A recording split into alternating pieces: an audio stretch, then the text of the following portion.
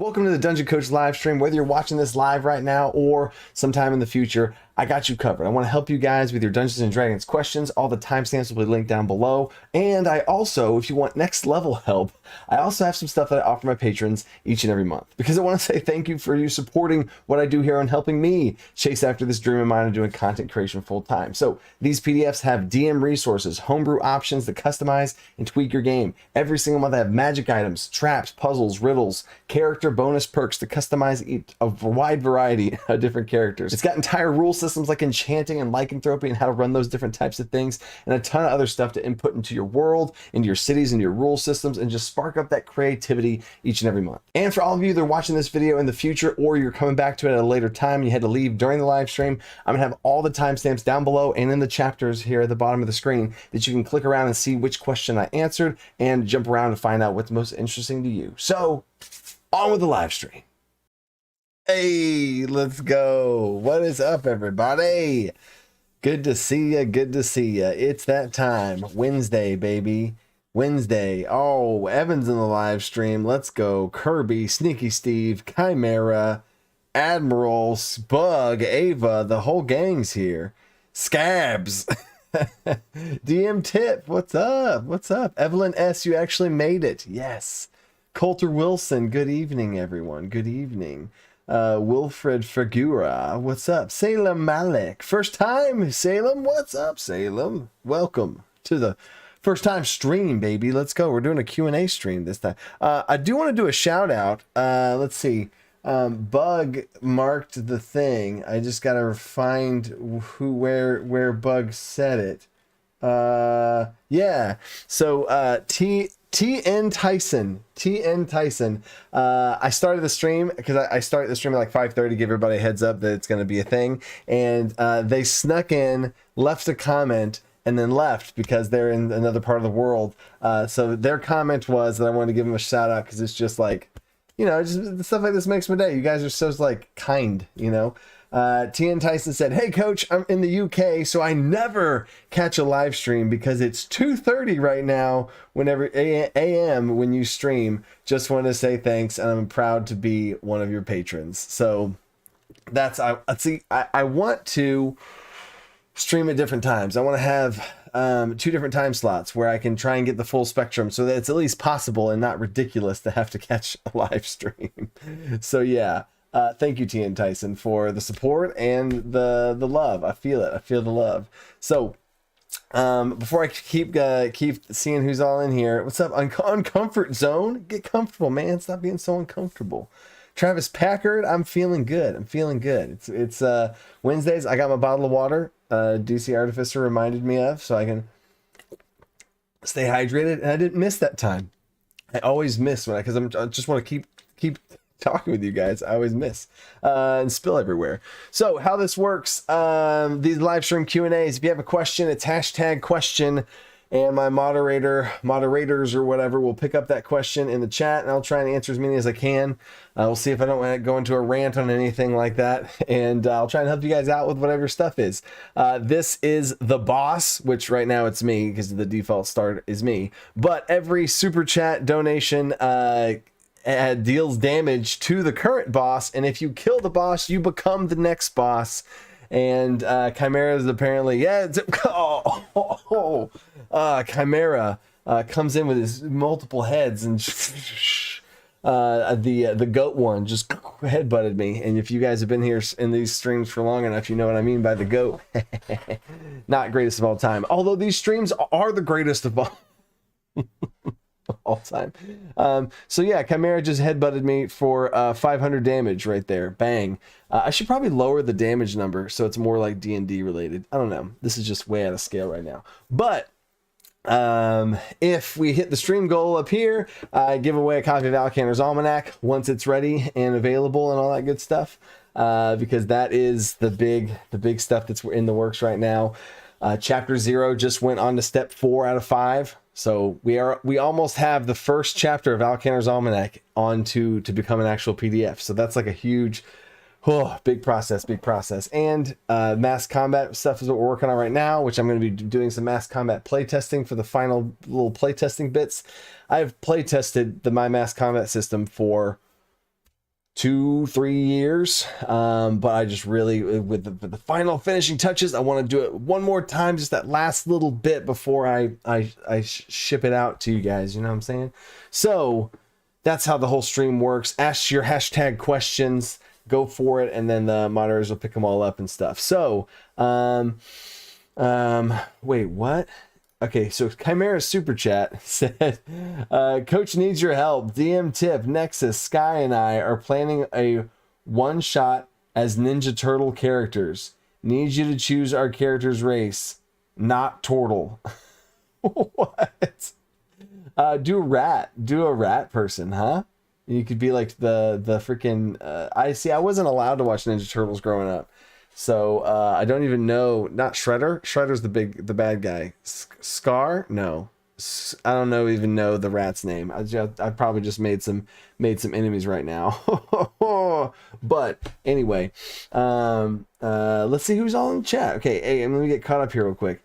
Ava's hope coach, you're doing well tonight. Thank you, Stephen Newton. I am doing pretty well tonight. Oh yeah. Hey guys, looking forward to see Amy. Oh, I can't. Knees, Amy Knees. Is that how you say that? I think I tried to go fancy with it, so we'll see if I got it right. Oh, Troy Bowers, happy late birthday. Happy late birthday. Okay, cool. I think I'm gonna go into the questions called a draw. Splinter. There you go, Master Splinter. Thank you guys. I didn't wanna mess that up. Quasm's one shot. Oh, is Quasm's running a one shot? Oh my god, that's crazy. My freaking, all the people playing together are all the people in the part of the dungeon company that helps this thing freaking run. So that is so cool. And I can't wait, guys, until I have the time to jump in myself and either run a game or whatever for all the people that are in like the dungeon company that like edit videos and edit PDFs and write PDFs and create stuff and draw stuff and. So, okay, cool. So, all right, first question. First question comes from Uncomfort Zone. Uncomfort Zone question. I'm planning on having a PC get sort of possessed by the ghost of their twin brother. Ooh, having both souls in one body. How should I run one PC that two people multi-class? Maybe 2 character sheets? Ooh, interesting. I love stuff like this. Love it. So let me make sure I have the basics. I'm planning on having a PC get sort of possessed, okay, by their twin brother. Having both. Okay, I'm assuming you are the other person. It's not like 2 players playing one character. That would be a lot more complicated. So yeah, if you're gonna have a twin sister. Twin sister? Is it a twin brother? There you go. I said twin sister because in one of my campaigns in the past, I had one of the players was an ancestral barbarian, and they had a twin sister that was like their ancestral spirit, right? And it was their sister who had died protecting them, and now it was really beautiful whole backstory there. But anyway, I'm familiar with some things because of how I kind of role played that and how I ran with that. But ghost of their twin brother, you're in charge of the ghost. And it depends on their relationship as far as how much you push this thing. But whatever cool stuff that the brother could do, I would start to let that into what the character can do. But I would have it be through role player, through talking to them in some sort of way, almost like it's a magic item. Like if you're familiar with running sentient magic items, I would kind of run it like a magic item, you know, like the actual person, like the ghost is a magic item, you know what I'm saying? So they would be able to talk to them in some way, shape, or form. I might start off with them not being able to talk a lot. So like whatever powers this person has, this ghost, the twin brother, whatever feats of strength that they have. We got a DC Artificer. What? Okay, hold up. Let me finish this question. Whatever traits this ghostly person has, I would have the maybe it's strong. Maybe their other twin brother was strong and they are the fast one. I don't know. Whatever their power is, whether it be magical or physical or whatever. If they're super strong, I would have like this little bit of strength that they get, or they start to look more muscular one day, or they start to like lift something, and I would just describe it as being very easy. You know, something super basic, nothing really even mechanically involved whatsoever. And then they start to like hear their brother's ghost, and those are connected now. So you have a slow roll possession thing starting to happen where they can start to reach out and talk with them. And if they try and start to talk with them, think of things and think of ways. I'd have little checkpoints. This is really how I run sentient magic items. I have little checkpoints of power increases that I have, and then I just have concepts that I think about. And as the player's playing it, if they do something cool and they role play in some way, or they do something cool and interact in some way with the item, or in this case, ghost of their brother, then they unlock something else and something else and something else. And then you can get to the point where, I don't know if you want to do it like an out of body thing and they can leave the body and do stuff, or it's all inside the body. And maybe if the brother wants them to do something that they don't want to do, you can have them make a, charisma saving throw type situation for the whole possession vibe. So that's how I kind of would play that, but that sounds really fun. And the coolest part is you are the other half of that, so it's just like a friendly NPC possession, so anyway, I would run it similar to a sentient magic item. So there's that. Boom. All right, cool. DC Artificers just says let's go. Oh, that means he's the boss. Okay, there you go. So now DC Artificer is the new boss. He's always the boss though. If anybody knows anything, he's whoa, what just happened to my mic? Okay. He's always the boss. So thank you, Artificer. Thank you for the water and for the super chat. Okay, next question. Next question comes from Travis Packard. Question: what is a fun mechanic to give my adult red dragonborn? The PCs will maybe fight. The fight room will be in a volcano. Ooh, fun mechanic to give an adult red. I thought I read Dragonborn. Did I say Dragonborn? Adult red dragon. I'm gonna move this chat over here so I don't have to look across the screen. I'm gonna put it right here. That's so much better. Wow, that's just so much better. Okay. So Dread Dragon in a volcano. I love this type of stuff. This is like homebrewing monsters. If you Travis Packard, I don't know. Okay. Anytime I have a video or a PDF or something, I'm going to bring it up. If you don't want to go get the PDF or don't have time to watch the video, I totally get it. I'm just saying that as an option for even more resources than what I'm going to say now. And then I'm going to answer the questions. You know what I'm saying? So I have the DC playbook for last month is dragons. It's on the website, it's on my Patreon, whatever. And it's a whole full resource on dragons. The entire thing is a dragon building system of a ton of stuff to make any dragon you ever have, and you will never have a question on what to give a dragon again, because my goodness, it's all there. So the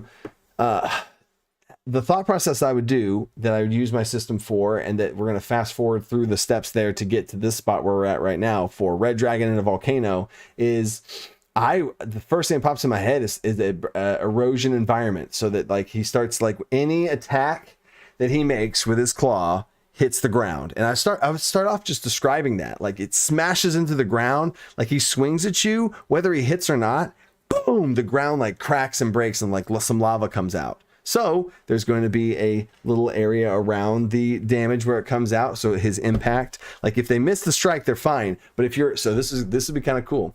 So if the melee, you target one person and you hit that one person. So regardless of if the person, the target you're hitting, I wish I had a grid map. Do I have a grid map? I don't have a grid map. Oh, I do. Okay, here we go. Okay. All right, check it out. We're doing this thing. Okay. So if we had, we're getting the markers. Oh, DM kit right there. We've never done this on a stream before. All right. So here we go. Arrow. What does that arrow mean? Who knows? It's stuck there now. All right. So if they have, I feel like there's would be a better way to do this, but oh well. So if the dragon is, the dragon's right here, whatever, and it's attacking this person, and they're right there. Okay, great. Okay. When the attack hits, you make an attack roll. If it hits, it hits. If it doesn't, it doesn't. Cool. But in this area around it, every creature in this area around it, dexterity saving throw for damage. Or shoot, maybe automatic damage. Is that too bad? Is that too mean? I don't know. If I'm trying to run a fast-paced combat and there's a lot going on, I might have that be automatic damage, like an automatic 5 damage to everyone in that area because of the lava splash around this thing. So I would either have it be automatic 5 damage or dexterity save for, you know, depending on the level, a couple D10 or 1D10 lava, fire damage coming out. And now that spot is now lava. So boom, and now it's just starting to spill lava over the place. And you could start, depending on where they're attacking and depending on where this lava is starting to spill, the ground starts to break and then lava starts to fill the area. So wherever they stand, the dragon is now smashing around, lava's coming all over the place. I had the very beginning of the round, I would have a D20. I'd have this D20. I'd have this big metal red D20. And at the top of every round, I'm going to say, if I roll a natural 1 on this, the volcano erupts. And I'd roll it out there in front of the whole table. And then the next round, if I roll a 1 or a 2 on this, the volcano is going to erupt. Oh my God, what does that mean? What does it mean if the volcano erupts? Shoot, as a dungeon master, I might not know what it means if the volcano, you know what I'm saying? But just having that air, you're fighting a volcano, that's what I would do. So there you go. I hope that, hope that helps. And DC Artificer just linked the dragon video for everybody. So Andre's here. What's up, Andre? What's up, Andre? Andre's a pro. Let's see if we got boss. Really, the thing in Richton's. Okay, what's up? Okay, all right, cool. So next question. Where we at? Okay. Carter Smith. I got really excited about that question. So there you go. That's a good question. Carter Smith has a question. Thoughts on the new book of Tal'dorei Reborn? I think it's awesome for them. I think it's so cool for them to make their own book. You know, Wild Mount. That I have the book in the background right there. That was cool, but they had to, you know, play by the rules of Wizards of the Coast. They published through them. There's some things that they had to do, you know, and just in general, nothing against Wizards of the Coast. It's just going to be a more freeing process if you can do whatever you want and make your own book, like I'm doing right now. So they were able to publish it themselves and do all that kind of stuff. So my heart goes out to them. I'm just excited for them to be able to do that on their own and make their own stuff. And that's super cool. So that's my thoughts on that. I don't use setting books like that. I homebrew my own settings and all that kind of stuff. I'm familiar with Critical Role, of course. So to have that in a book, there'd probably be some pretty cool stuff in there, but I just don't have the time to dive through books like that. Unless I'm making like full-blown videos on them. But yeah, and I get copies sent to me of all Wizards of the Coast books. I did not get a Tal'dorei Reborn book, so I don't have it. I've looked through it, some little sneak peek type stuff, but I do not have an actual copy, especially not a physical copy. But super cool. KJ Duel. Question: how would you set up a Lich big bad evil guy if you want them to meet early in the campaign but not fight till later in the campaign?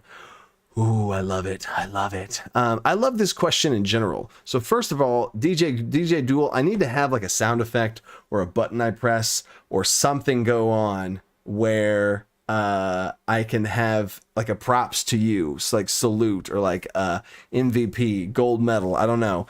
So gold medal goes to you for even thinking of this question, because a lot of dungeon masters don't even have this on their mind. They have a big bad evil guy. What are they going to do? And then here's the big bad evil guy.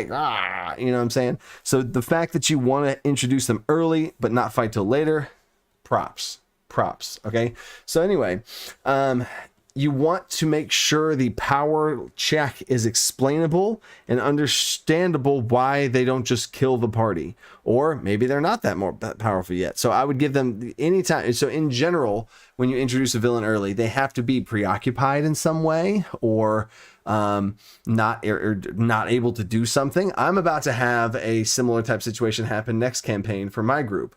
I don't know if they're watching now, and I give them spoilers to not watch. So I'm not going to go into detail on it, but basically they're going to encounter something bad, but the thing that they are encountering that's bad is going to be preoccupied and have other things to do. So it doesn't want to finish and kill them all the way, you know, because as long as they're not like continuously throwing their bodies in front of this thing for them to kill it, it's trying to go here and they're in the way. So if they move out of the way, it's just going to go, because they're who cares about them? They're minuscule. They're nothing. So that's another kind of cool way to do it. So that's like 2 birds with 1 stone. They feel like they're not worthy enough and they're too weak to kill it. Like, oh man. So then when they do, ooh baby, right? So for a Lich, I might do something like, you know, I don't don't know what the lore of your Lich is like. I don't know how you run Liches. There's a whole bunch of stuff I have going on in my head on this, but I would have the Lich maybe not be at full power. Like maybe like the process of becoming a Lich, they haven't really nailed it yet. Maybe in order to gain power, maybe they have done it. Maybe how Liches work in your world, because I would challenge you to shake this up. You know, don't just be like, well, no, Liches work this way. My hands are tied. This is how, you know, it says. I would have like, maybe he became a Lich. Awesome, you become a Lich, but you're a normal freaking person. And now that you have achieved Lichdom, and immortality through phylacteries and all that kind of stuff, you now have to gain more souls. You have to gain more, you know, energies and get more kills, more lives, more souls, more certain gemstones, more ether that flows through the sky through certain ley lines, or whatever you want to explain for this type of power he has to collect. Maybe it's items, maybe it's previously fallen souls that he has to collect, you know, like some sort of Thanos type vibe of collecting things to be able to become more powerful. Whatever is, I would have him be at a weaker state to where they meet him and maybe they're stronger than him. How crazy would that be? But he wouldn't like let them know that, and he would like act like he's not or something. I've had one of my favorite moments ever in Dungeons and Dragons is I was role playing the big bad evil guy who was actually the third in command of the big bad evil guy, who was posing as the big bad evil guy, acting like he was this big top dog. And I did so well at acting like he was the big top dog when the players, all four of them and a badass NPC, all at the table, they're in this table all around each other. The big bad evil guy was disguised as someone else, an allied NPC, and I was talking as the allied NPC. One of the players cast True Sight. They saw who I was, really. And that moment at the table, I'm kind of scared because I know this big bad evil guy is very weak, very, very weak. And they could all, in one round probably, kill him. So I had to really, as soon as that happened, I came out, so you don't even know. Watch you, and like I was like all in trying to like save my own butt, like role playing the NPC how he would to try and save himself. And then they go for an attack on him and then he bails, but then like some of them like try and get away. So it was a scramble, but because they really thought that he was so powerful, he was able to escape, and then they fought him again later, and it was really cool like that. So anyway, that's the story that reminded me of this moment. So super awesome. Love the question. Hope that helps. We got another super chat. Hold up. We got a super Admiral Rum with a super chat. If you were to build a non-combat oriented character, the kind that deals in backhanded deals and poisons, what race, class, and feat would you do? Ooh, interesting. I almost want to do like a Kenku, like a poison Kenku. Interesting. So this is Admiral. I like the question. It's like I don't get to be a player often, so I'm gonna act like I'm a player real quick. Race would be a Kenku, class would be a rogue, and I don't really do feats. So I do feats, but I do like bonus level up perk type stuff. So I would talk to my dungeon master and be like, hey, this is what I want to do. I want to be able to try and point, and like, what can we do with this? And then I would have the conversation with the dungeon master, and I would try and get something cool that I can do non-combat like beforehand, and like lace something with poison, or can I lace my allies things with poison? Like during combat, can I go to my allies and lace their weapons with poison? That's what I would ask for my feat. You know what I'm saying? So I can like buff my allies with poison stuff, like poison arrows, poison whatevers, like that. That's what I would do. There you go. So let's see. What else we got? I'm getting caught up on my super chats. Admiral Rum again. Admiral Rum with a wait. I looked over for the boss and it's Kirby. I think I'm behind on super chats, guys. That one question really got me going. Admiral Rum, look me in the eye. I look me in the eye. Look me in the eye. I look me in the eye. What?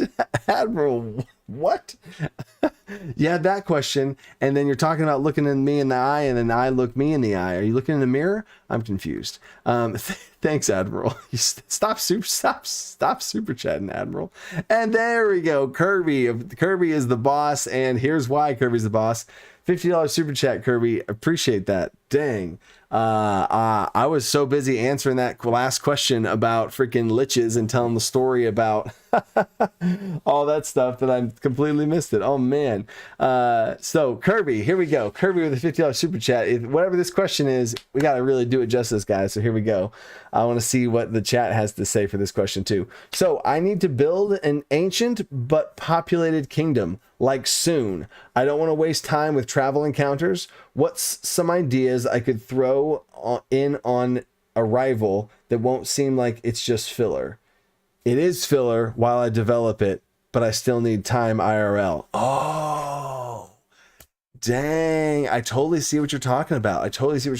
Okay, so what are some ideas I can throw in on arrival that won't seem like it's just filler? Okay.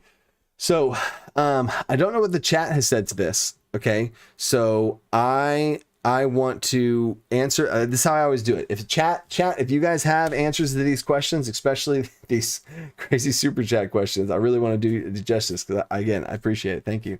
But I'm going to answer it without looking at chat because I do want y'all to see just like the raw, uncut, whatever pops into my crazy head first, and then I'll dive into that. So what I would do is I've had this happen before. I have had this happen before, is my party was going north. They were going to go north, and then some real life stuff happened in curveballs and whatnot. So whoop, we went a different direction. So then they were going to go to the main city that I had not finished yet. And it was the biggest capital city of the world, Pandora, the huge, right? Oh, baby. So I was like, yeah, no, it's really far away, though. It's really far away. So I had one session. So what I did is I have a bunch of different travel systems, a bunch of different travel tables, encounter tables, different stuff like that I have. And I could have thrown a bunch of random crap at them. I totally could have. But what I did is I stopped, and I'm going to give you two answers to this question, and then I'll check the chat. First thing was what tie-ins that they have left unsaid can I weave back in? What can I weave back in? So there was multiple times where they missed these encounters with these like werewolf type creatures that have been stalking in some different areas, and they never really it's been sprinkled throughout the game, and they had thwarted something unknowingly, and they pissed somebody off unknowingly. So I hit them with a big combat halfway through the travel. So they're traveling halfway through the travel, hit them with a big combat. I knew that combat was probably going to take an hour and a half. Who knows if it's a big so it's a big combat. They're having to scramble, all this kind of stuff, not get caught the disease or whatever from these creatures and all that kind of stuff, right? So big cool fight that tied into and didn't feel like something random and filler like what you're saying, Kirby. So I weaved in some crap from before to make it not feel like filler, but it was filler. You know what I'm saying? Which I don't think I've ever told them that. But anyway, and then now they're heading towards the city. I had the most elaborate entry to the city possible. They had to go through check-in, and they had to go get their items taken. They didn't want to get their items taken. If they wanted to do that, then they're going to have to talk to So I had this whole airport security style check-in process that I originally did not have planned for the city, but I put in place there to make sure that they didn't get into the city until the next session, right? So I had that in place, and I had an NPC like salesman person outside the city. And this would be so funny if I might tell my players to watch this timestamp of the video. But they were approaching the city, and I looked at the time clock as far as how much time the session was left. And I was like, man, so I threw an NPC at him that was like a traveling map salesman. I got a map to the city. It's a huge city. It's a huge city. Do you want a map for this huge city? And he had these like huge bundle of maps, and they're like, yeah, how much? And he's like, it's like 10 gold for a map, or I can give you 30 gold with a map that all the labels on it and all this kind of stuff. And they're like, oh, wow. Oh, okay. Yeah. So they paid like 30, 40 gold just to be mapped up. Right. And then they get to the city, and the city gives out free maps. And all this guy did is this guy went to the city, this NPC went to the city, got a bunch of free maps, stood outside the city and sold the maps for extremely marked up prices. But that was a fun little thing, a fun little role play thing to go back and forth with them, slow them down a little bit, have some fun. And then they got to the city. When they found that out, they were like, oh my gosh. And then one of the players said, I think he said something about, I got a halfling I need to kill. And I was like, and that's what will end the session, guys. All right. Woo. You know what I'm saying? So Kirby, there's 4 things that I did myself whenever this happened to me. And then I spent the whole next week flushing out the city, drawing out the map, and doing all that kind of stuff. So I hope that helps. Let's see what else the chat says. Oh my gosh, we got more super chats. What's happening here? Hold on. Thanks for an answer, Kinku. You see, maybe they can't. Yeah, if you're a Kinku, they can't make you talk. Dungeons and Destiny. What's up, bro? Good thought right there. I love that. I freaking love that. Trash Panda. Oh my god, a raccoon person. That would be a great race for that. That's funny. That was from the last previous question. So that's awesome. Okay. So next super chat after we got Coulter Wilson in my campaign. Coulter, thank you for the $20 super chat. I appreciate that. In my campaign, war between the Fae and undead wage amongst the shadows of the Grimwood. Ooh. I'm making an undead called a Grim Hive.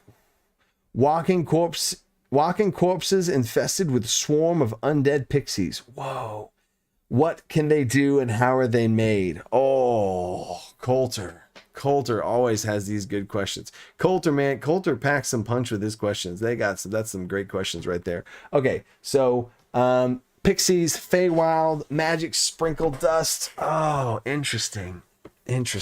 Okay, so walking corpse infested with swarms of undead pixies. Okay, so the question is, what can they do and how are they made? So how are they made? We'll focus on that first. How are they made? Oh, wow. I feel like charm and allure is coming into mind right now. Like the pixies, like pixie dust, sprinkle, like all that kind of stuff. I feel like the charm and allure of like luring people in, and just overall charm mechanic. Because for this thing to answer a question like this, I want to wrap it around some sort of mechanic, whether it's sleep. Possibly you could replace charm with sleep. You could but I feel like the charm thing is kind of where I'm going for here. So we're gonna go with charm. Ooh, you know what? No, I want to do sleep. Yeah, so it's like pixie dust, like sleeping pixie dust, right? So how are they made? This creature emits this fog, this necrotic fog. So the positive pixie fey magic energy that starts to affect memories and stuff, because whenever you leave the Feywild, it has a memory wipe type thing. How all of this turns into this necrotic decay version where maybe you forget, maybe that's what the thing is. Ooh, maybe you forget stuff. You start to be hazy and not remember things, and then it's like, what was I?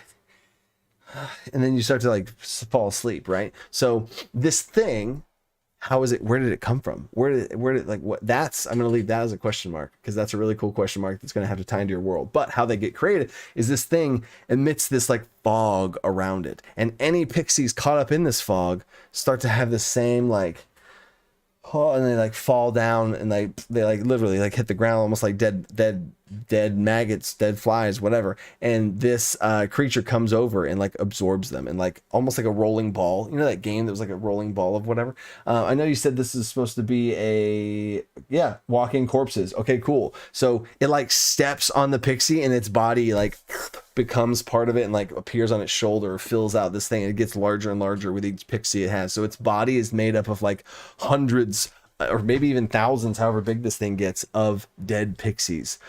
Oh, wow. And then and however big it gets, the fog cloud gets bigger and bigger. So maybe it starts off like the size of like, you know, a halfling or something, and its fog cloud is like, you know, 30 feet or something like that. And it's like exponentially, as it gets to be the size of like a human, it's like 100 feet or something. It's like the whole, so maybe scale it down a little bit depending on if you're going to have to combat this thing or whatever. But if this thing gets too big, its aura would just encompass everything. Ooh, that's nuts. So there you go, Coulter. Went down that rabbit hole for you, but that was super cool.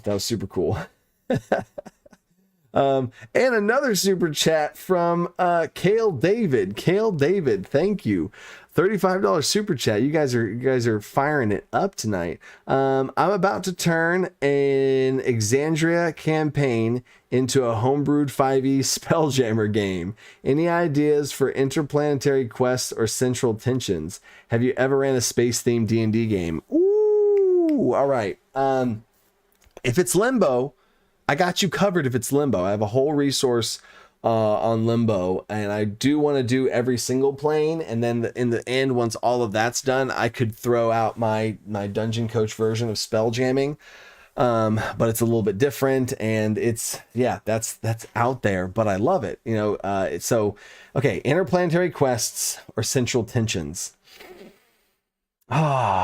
See, because I don't know if the central tensions or interplanetary quests, if it matters if it's Spelljammer. You know, you can make anything work anywhere.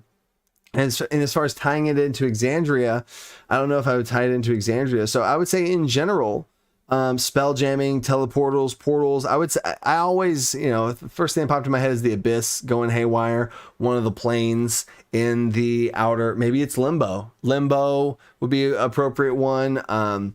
Hell, any of the negative planes you could totally have, whichever one of the negative planes is your favorite. You could have that be something's going wrong in the negative plane of whatever. Limbo, you know, of the Abyss is an easy one.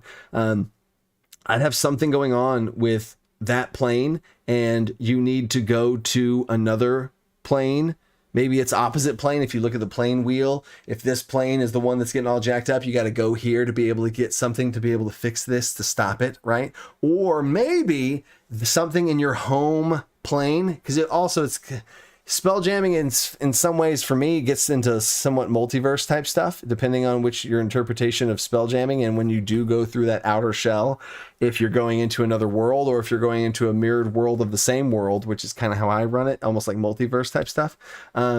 So maybe your home sphere, your home place, something's all messed up, and it's the one thing that this thing had is gone, because each sphere only gets one, and it's destroyed or messed up, or this thing happening broke it, and then now it's just, there's literally no hope. Like, there is absolutely no hope unless you spell jam your way out of there, go to the next sphere, depending on how your lore is. And this might be over some people's heads as far as the knowledge of spell jamming and planes and how that whole thing works. But basically all of this universe outer planes is all wrapped up here, and you got all the stuff. I did a video on the planes. I have a plane video. DC Artificer might link it down there. I have a plane video that show how all the planes work. You have the material plane, the mirror planes, elemental, and it keeps working its way out to the, anyway. So outside of that, there's another one, and you go there, and you got to get that one. Maybe you don't have to get that one, you just have to be able to get some energy from it to be able to fix the original one. Because then if you take theirs, then that's screwing over another universe, and then that's like really evil, technically. So yeah, that's what I would do. That's super cool, man. Woo, baby, that's super cool. I hope that helps. Scatterbug has a super chat. In a mythical near future, you have a week of no responsibilities and free travel. Where do you go to get away from it all? Oh, you'd have to ask my wife. So Bug is referring to the mystical near future where I'd take a week off, because in the last, November, I started the channel 2 years plus back in November 5th. So it's been November, December. So 2 years and 4 months of nonstop, no days off, YouTube hustle and grind. I've not taken a single day off yet. And in a mythical near future, when you have a week of no responsibilities, so after the book's finished and if I can go full time, et cetera, oh man, what would I do? Where would I go? I don't know. I don't like to go anywhere. So myself, I wouldn't go anywhere. I want to go on vacation, like a family vacation with the wife and kid. But where is that? Who knows? We're going to bring somebody else with us to be able to help with the kids so that me and her can have our own alone time, like to go out somewhere and do something while having a fan. So that's all in the plans. And you'd have to ask the dungeon wife about that. She's going to be the shot caller on where we go, because I don't have any preferences to go in places. I'm not a really big travel person. I don't like to go anywhere. I'm a very simple person. That's a really funny question, Scatterbug. I appreciate that. Oh, and the planes video. Limbo PDF is in the description, and the planes video, or the video on the planes, if you want to know how the planes work and if that sounded interesting to you, it's all right there too. That's awesome.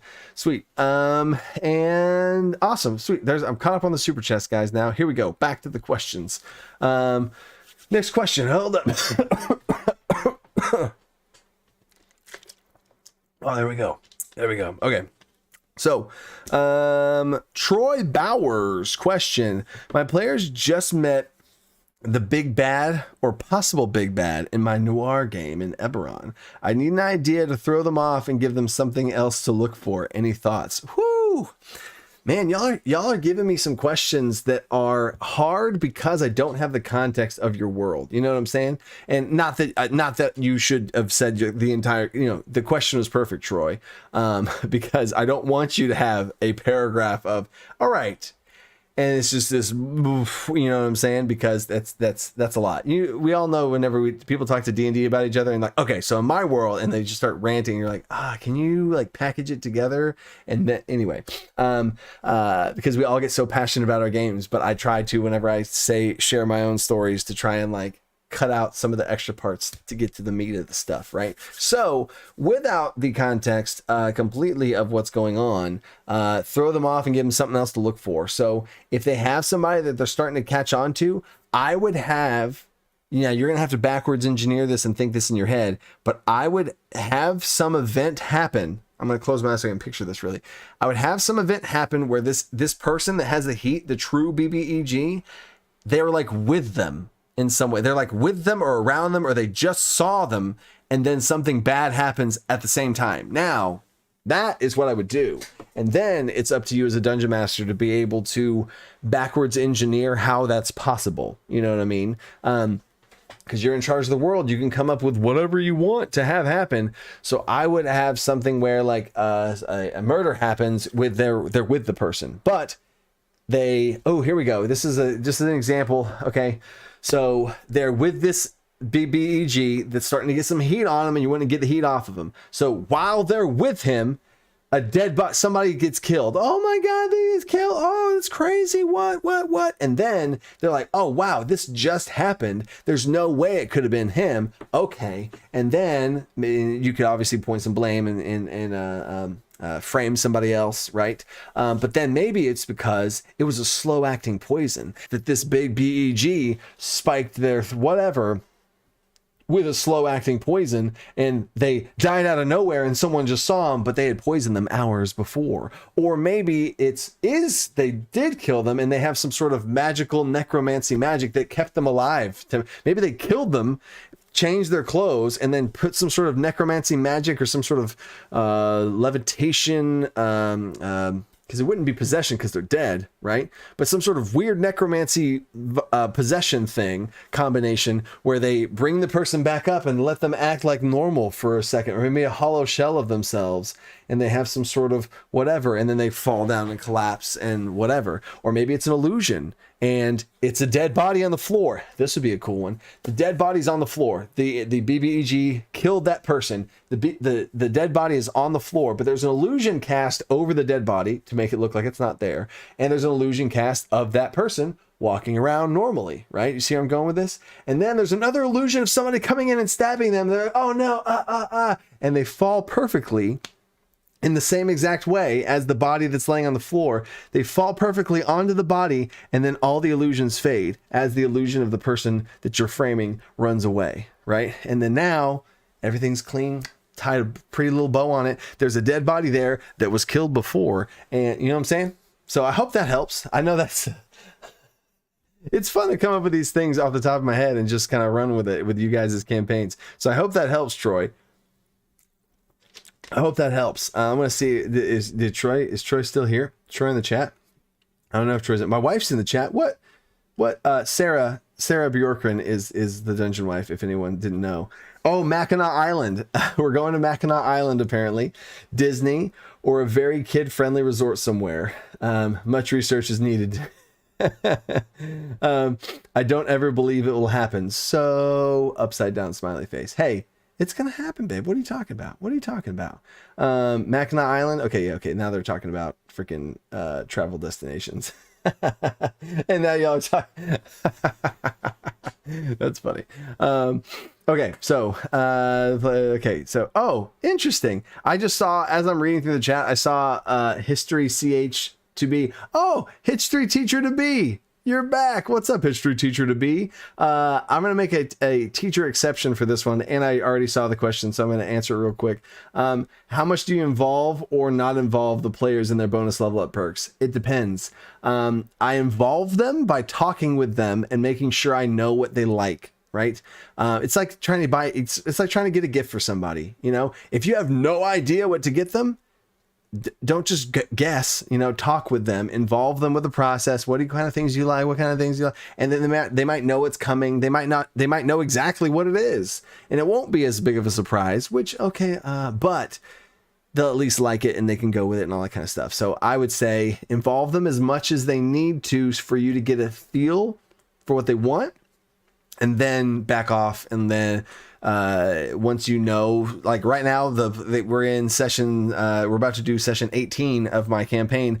I could give bonus level perks to all of them without talking to them, and I know that it'd be solid. You know, one player, I haven't really gotten a vibe for which way they want to go with some stuff. So I might have a casual conversation and be like, hey, so like, with all the stuff that you're messing with right now, like what's your favorite stuff? Like what's the priority system for your character of like, what are they trying, like as far as goals go? Like what do they want to be better at? I might have that single question and I'd bail. Everybody else I'd know I'd have a good point on, except for one. So that's what I would do. So hopefully that helps the teacher to be. So yeah. All right, sweet. Let's get another question in. We're getting towards the end here. It's already 9:16. That's crazy. Jaden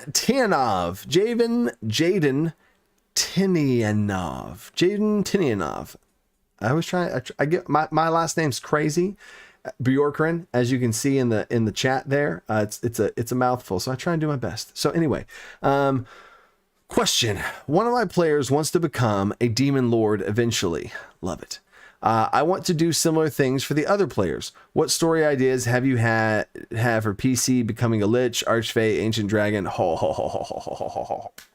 Love it. So if you want to do kind of like I was just talking about bonus level up perks, you want to know what they want. You know, I wouldn't necessarily like force them to have a goal like that. Like if they want to, if their goals are just, I want to get the thing I need to be able to revive my my brother, and then I'm going to stop being an adventurer. Like if that's the character's motivation and goal, they don't have to become an archfey or an ancient dragon, or et cetera, et cetera, et cetera. You know what I'm saying? So that's the part of your question that's hard for me, because if the other PCs, do they want that? You know what I'm saying? Do they want that? Right?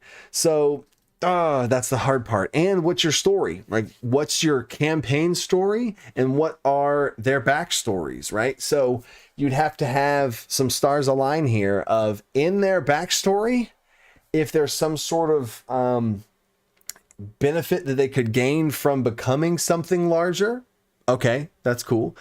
In your current story, maybe in your current story, there's a powerful ancient dragons or a Draco Lich, and to stop the Draco Lich, somebody else has to take on the mantle and become that themselves or something. Or whenever the Draco Lich spirit's going to go into the dragon, one of the players gets in the way and the spirit goes into them and they get imbued with all this power, but then they have to fight, almost like the possession conversation we had earlier. They get extreme power and possessed by this evil entity and they become a Lich, or they become a Draco Lich, or maybe their spirit gets swapped out and put into the ancient dragon's body now as well, and now they become something. But now, that's a lot to put on a player unless they want it, right? So just because one player wants it, I wouldn't necessarily put it on the others. So that's my only concern there. But as far as one of the players wants to become a demon lord, I'd let that process start to happen. I'd let there be let them experience the ups and downs of that as well. Let them see what they're going to have to navigate to be able to accomplish that. And if that process starts to look cool for some of the other people, maybe in order to balance the demon lord transition, somebody else has to become an archangel. And in order to keep the balance of things right with the universe and the planes, or whatever reasons you want to come up with, maybe one of the other players has to step up into ascend in some way to angelhood, and then that they would be able to offset each other. And then now maybe that makes one of the other players need to be the balancer, and they want to become an Afridi in some way and be in tune with the elements and be able to become a genie or something. Like, I don't know. So but yeah, there's my 2 cents on that. So there you go. Oh yeah, Tinianoff. That's much cooler. Tinianoff. Yeah, there you go. Gotcha, Jaden. And then I'm seeing on the chat. I'm looking for. Okay, no, they're not there. They're not here anymore. I was seeing if Troy Bowers was still here. Okay. Dean Jackman has a question. Dean Jackman. We're gonna do Dean Jackman's question, and then I'm gonna put it into overtime, and I'm gonna do a 5-minute shot clock. Turbo question mode, and we'll see how that goes. Dean Jackman, shields only give +2 AC. What would your first homebrew rule to give shields a bit of spice? What would be your first homebrew rule to give shields a bit of spice? Okay, I thought you were talking about my first homebrew rule, or what was the first homebrew rule that I did for shields. I was like, you probably don't want to know my first homebrew rule for shields, because it was probably not good or whatever. So anyway, I have a big answer for this in Alkanders Almanac. I have an entire overhaul of the fighting system and combat systems and defense systems, shield maneuvers, bonus action shield maneuvers, reactions for shields, shield health. It's a whole thing, right? Right now on my website, there's a Marshall PDF combat overhaul that's on my website right now. If you can't wait for Alkanders Almanac, it is there right now. And there's a whole bunch of stuff there that also goes into stuff that is not in Alkanders Almanac, which is materials that you can make shields from, and different properties that other materials, like a dragon scale shield, is going to work differently than a wood shield, than a vibranium shield. That's okay. Anyway, but like I said before, that's the huge resource that I have spent years and multiple tons of time to make a whole thing for a fighting system for shields. The overview is basically a shield where you could do a lot with shields. You'd have to completely redo them to where there is a homebrew rule for shields where shields don't grant you anything. Like, shields don't grant you any armor class at all, unless you spend a bonus action to raise it, and then it grants you 3 armor class. Whoa, right? Or you have to spend a reaction to raise your shield, and then how long does it stay for? Does it stay for the rest of the round, or does it stay for just that one hit, or is it just that one turn? Is it raise it and you get it for that exact hit, or you raise it and it's that whole turn, or you raise it and it's that whole round, right? That's kind of a thing you can think about as too. So using bonus action reaction economy in shields is kind of a cool way to do it. I also have homebrews for shields where you can attack with your shield. I think that's just anyone who's proficient in wielding a shield would be proficient in using a shield to freaking bash people. It's not that complicated of a weapon. Freaking bash people with it, and I do it at a 1d6 plus your strength modifier and its proficiency. So there you go, right? They can make a bonus action attack with that instead, right? So who you know what I'm saying? So there's some stuff with shields. I've also added a +1 AC buckler, and there's a whole bunch of other shields as far as like a tower shields and stuff. So there's a couple little bit of homebrew nuggets there, but I have an entire system that has a lot of stuff went into it, and then Artificer linked in the chat. So there you go. Kirby, whoa! Woo! Kirby, what? Kirby with a $100 super chat. Hold up. What? It's not even a question. A tip for Miss Coach putting up with us. Let's get someone a copy of Alkanders Almanac. Oh wow, yeah, that's literally right there. That's so funny. Kirby, I love how he's like, hey, I got this far, here we go. Kirby, I appreciate that. I wonder if she's in the chat right now to see that, because I know she was here. I don't know, and now I'm gonna personally show her the stream at this spot if she didn't see it. So, whew, that's so funny. That is so funny. Thank you for that, and that means even more because you literally like gave a tip to my wife. Appreciate that, brother. Appreciate that. So super chat hype.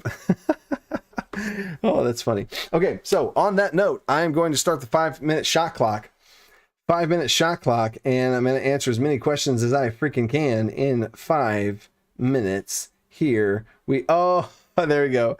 My wife said, my first super chat! Exclamation points with a hearty face. There we go. There we go. No fun allowed. How was your day today? My day is going great. Going great. And my wife just got her first super chat. That's very true, babe. Good job. Good job. That's really thank you, Kirby, for real.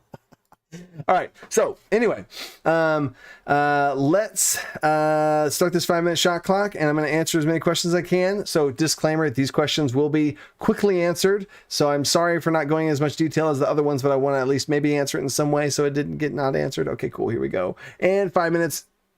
Here we go. Magnus Dead question. When are you doing your Wild Magic Barbarian video? I have one in my game and I'm curious how you make it more exciting to play. I have a Wild Magic PDF that's in the works right now. There's a lot of PDFs that are in the works right now. My PDF guy, his desk is full with like 3 PDFs right now because Alkanders Almanac's coming and I want to get them all through. So as soon as that PDF is made and done of Wild Magic, it has my full Wild Magic system, the Wild Magic Sorcerer system, and I'm adding in the Barbarian in there. As soon as that's done, I'm going to send out a blast on Discord and all that kind of stuff. So you'll be alerted there. So make sure you're on Discord or on the mailing list on my website. You can just click the mailing list. I don't send out anything ever, but I will send out that. So there you go. That is going to be a thing coming out real soon. And I'm going to make a video on it as well. So you can just wait for the video. Andrew Holland, what do you think about monster ability attacks PC's proficiency bonus? What do you think about monster ability attacks PC's proficiency bonus? Wait, what do you think about monster ability attacks PC's like a monster attacks and their proficiency bonus drops? That's interesting. Clunky parts of that is proficiency bonus is a secondary modifier onto multiple things. So if you mess with their proficiency bonus, you're messing a bunch of different calculations. So all their character sheets going to start getting messed up in lots of different ways. So I might personally pick a stat and reduce it. So like all strength based things are -2. I have some modifiers like this in Alkanders Almanac for some different conditions that I've been messing around with. Proficiency bonus makes me nervous because of the clunkiness in that it's added into other things and it's part of an equation for lots of other things like your attack and other things like that. So that makes me nervous. So I might target abilities like modifiers as well, not the scores, not the ability scores, the actual modifiers, and just a flat -2 or something like that, and then a -5 or just disadvantage on it, however you want to run that. Proficiency bonus makes me nervous though.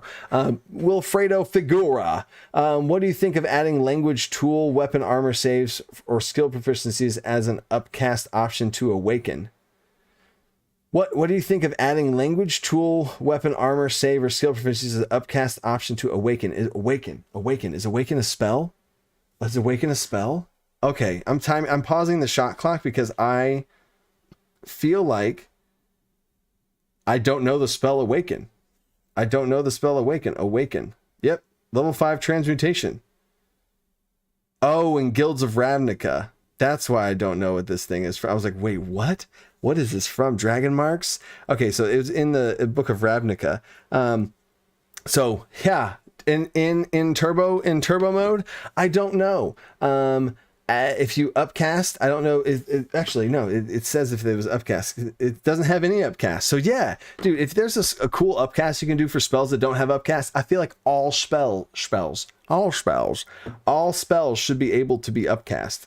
like is my hard opinion on that. So 100%, if you can do that, upcast it with some other cool stuff, because you're not going to break your game with language and tool proficiencies and stuff. Even save proficiencies, that'd be cool. It's a part of a spell and you're upcasting it. You should get rewarded for it. So heck yeah. What else we got? Will Fagura, Steve Newton, what do you think about a caveman barbarian possibly in a prehistoric era? That's super cool. Like a dinosaur mount. Or like you could have a prehistoric ranger, a prehistoric barbarian with like some that sounds like a fun campaign right there. A prehistoric D&D game. I want to run that. Oh my god, Steve Newton, I want to run that. I'm writing that down. Prehistoric D&D. Dinosaurs, Dungeons and Dinosaurs. That's amazing, Steve. Tristan Poplar. I'm starting a mission arc that has the players traveling between towns and tracking a group. What are some good ways to present clues for my players to follow for urban tracking / investigation? I would have weird stuff that makes no sense, and then I'd have obvious stuff that does make sense. And I'd try and have them catch on to both things. This again, I'm trying to make it super quick here. Have the weird stuff build up and like, man, there's like these red feathers that are just all over every time we and like in times where it means nothing, and then 3 rounds of that later, oh my god, red feathers. This dead body they found has red feathers, and they say that every time that someone's died, there's been red feathers around there, and they're like, oh my god, wait, I just talk to somebody and like the red feathers appear right before the person dies, and you're like, oh my god, I just talked to somebody that had red feathers, and then they can maybe backtrack, and then they find a bunch of clues. I just got chills. That was kind of cool. Anyway, there you go, Tristan. Golden Sajti question, if I have dual wielding, can he attack again if missed or blocked B2 over power? Oh, interesting. So if I have dual wielding, can he attack again if you miss or blocked B2 overpower? So I didn't get the last part of that, but in the super quick overtime is, I mean, I have a whole video on dual wielding. You can see my whole stance on dual wielding. But if you miss, you don't get attack again. I would say the miss is just the miss, and if it's the block, that'd be really interesting to. That'd be really interesting and kind of snowbally to tie in misses or hits with all of that. So I could maybe see something where if both hits of your attack land, you deal an extra 2 damage. Something that might feel interesting. But that's the only thing I would think about with that. But I wouldn't let them like attack again if they miss or something like that. That feels like, like almost like a pity rule of like, oh yeah, go ahead, attack again, you missed, it's okay. So there you go. And to hit one more question, Jesse Shaw question, how do you balance gameplay between noobs and experienced players? The session turns into being experienced players arguing and the noobs taking sides. Gameplay between experience, I guess it's the part of which pillar are you on. If it's combat and they're arguing, so I would say make sure that you intervene as being the referee more so than just letting like rules lawyers or these veteran players like run the show, so that you can kind of navigate that process and like lead them through it a little bit more so that they aren't taking control of your game, as far as balancing gameplay, I make sure that I have one player that is brand new and everybody else isn't. So I have my training wheels for them is I don't give them all of their class features right away. I tell them, hey, so you just leveled up, you get this now. And there's like 2 other things that they might get, but I don't give them that yet. You know what I'm saying? So they understand like, oh, I can do all the things from before and this now. Cool. And then like next session or next time it makes sense in the story or next downtime or whatever, I give them another thing. Oh, cool. So they feel confident and they feel they understand their character, all that kind of stuff. So love it. That's what I've done with that. And then I also make sure that if there is a scenario in which one player would be very confused, I make sure to try and either talk to that player beforehand if I need to make sure they understand how this type of stuff works. Like if they're like, oh, we're about to go in to do some mass combat. So I sent the new player a little primer video about, hey, this is kind of how mass combat works. So you can understand the system beforehand. So whenever I tell it to you again, you'll at least have already heard it. You know what I'm saying? So Heck yeah. So anyway, there we go. Super turbo time. Super turbo time. Time's up. And let me see what we got here. And oh, Scatterbug with the $5 super chat. Only $10 left for a chance for a copy of Alkanders Almanac. Bang. And then DC Artificer comes in with a $20 super chat. Here's another one for Sarah. So that's your second super chat, babe. Wow. That's look at that. Look at that. And then Admiral Rum comes in with the $10 on top of that. So now we hit the goal. There we go. I just now saw it. Cool. Nice. I saw these little like flash ups going, but I didn't catch because I was in the freaking overtime going fast. So cool. That is awesome, guys. We did it. We hit the goal. So now y'all know what time it is. It's time to do a giveaway, baby. Let's go. And then Ava's super chat comes in. Ava's, I don't know if they didn't see each other from all that, but Ava with another $10 super chat. More book. That's funny. So yeah, giveaway right now. Bang. We got 72 people in the chat. Let's hit them up with a giveaway for Alkanders Almanac, baby. And stay tuned though, because so many of you guys have the freaking Alkanders Almanac. You might not, whoever wins it might already have it. So Sneaky Steve,